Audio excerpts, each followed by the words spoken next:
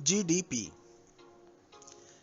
इसको सुनते ही मस्तिष्क में आता है आप सभी हम सभी के कि जीडीपी है क्या। और हम इसको बराबर समाचार पत्रों में, न्यूज में सुनते रहते हैं और एक दूसरे के माध्यम से सुनते रहते हैं कि हमारे देश की जो जीडीपी है ये घट रही है या बढ़ने का आसार है, जीडीपी अच्छी है, ग्रोथ लेवल अच्छा है। तो ऐसे हम सुनते रहते हैं, इस देश की जीडीपी अधिक है, इस देश की जीडीपी कम है। तो ऐसे ऐसे करके हम सुनते रहते हैं न्यूज़ में, समाचार पत्रों में, पत्रिकाओं में, और एक दूसरे के माध्यम से हम आपस में जो बातें भी करते हैं जीडीपी के बारे में। आप सबके मस्तिष्क में ये तो स्पष्ट हो गया कि जीडीपी यानी अर्थव्यवस्था। लेकिन ये अर्थव्यवस्था है क्या, ये जीडीपी है क्या? तो आज हम इसी के बारे में चर्चा करेंगे। मैं आपका मित्र आर्यन कुमार, आपके यूट्यूब चैनल शब्द चक्र में। तो आप सभी का स्वागत है बहुत बहुत। आपको मैं एक छोटे में बताता हूँ कि जैसे मान लीजिए घर में जो सारे आप घर में वस्तु मंगाते हैं, एक तरीके से जो उत्पाद मंगाते हैं बाहर से, मार्केट से लेते हैं, तो आपके घर का भी एक जीडीपी होता है। मतलब आपके घर की सकल आय, पूरी आय, जो आप पूरे घर में पैसा आता है, जैसे मान लीजिए कि आपके पापा के माध्यम से या आपके खुद के माध्यम से, किसी भी तरीके से आपके घर में जो आमदनी होती है, उसे पूरी आय को जीडीपी कहते हैं या फिर जीडीआई कहते हैं। इसको हम सभी जानते हैं कि ये अर्थव्यवस्था है, ठीक है, जो घर में हमारे सभी कार्यों को सुचारू रूप से यानी अच्छे तरीके, अच्छे ढंग से चलाया जा सके, उसके लिए पैसे की आवश्यकता होती है, पैसे की जरूरत होती है, और उसी है उसको हम जीडीपी या अर्थव्यवस्था कहते हैं। एक तरीके से ये प्रदर्शन का एक बुनियादी माप है।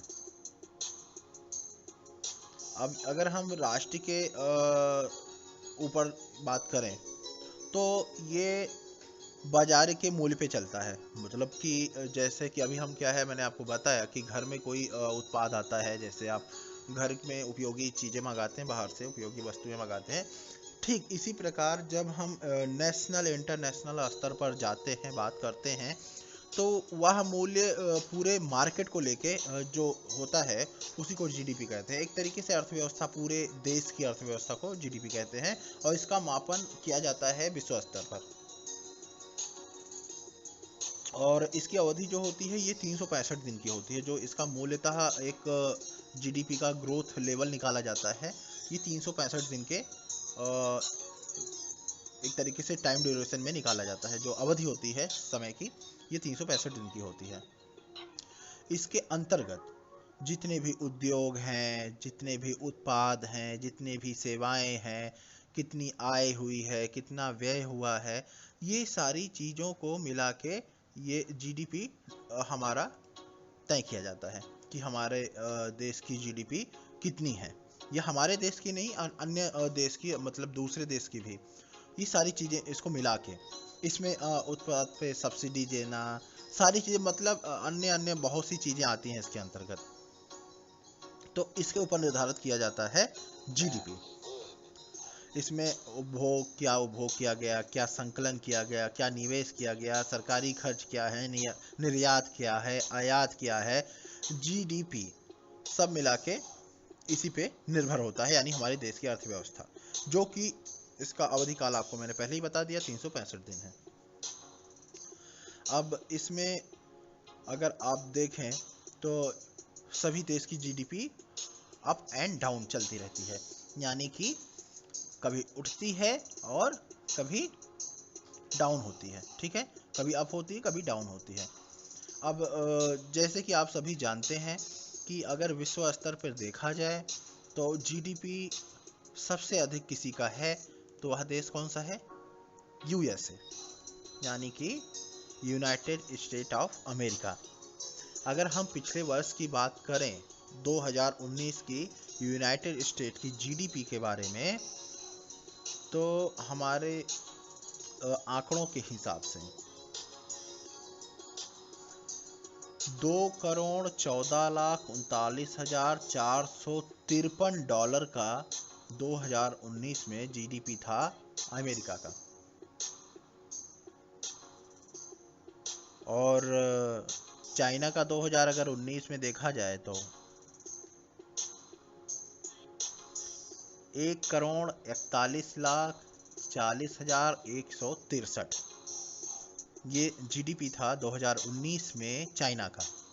डॉलर में है, सारी चीज़ें सब डॉलर में है, ठीक है। और इंडिया का देख लें तो 29,35,570 ऐसे। मतलब कि मैं आपको एक 2019 का मैं आपको दूंगा एक रिजल्ट पूरा। वैसे तो हमारे हिसाब से ये जो लगभग 186 या फिर 192 ऐसे कंट्री हैं, इसमें क्या है, ग्रोथ लेवल जो होता है ना, तो कंट्री का अप डाउन होता रहता है। एक लेवल पे आके फिर उसका काउंटिंग नहीं होता है। जो जीडीपी लेवल होता है, एक ग्रोथ पे आने के बाद उसका फिर काउंटिंग नहीं करते हैं।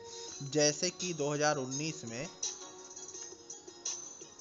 आपको मैं एक देश बता देता हूँ जो कि सबसे कम उसका जीडीपी था 42। मैं आपको नाम बता दूँ, तुवालू देश में अगर देखा जाए सबसे कम जीडीपी का आंकड़ा जो था 2019 में वो 42 यानी 42 मिलियन था, ठीक है।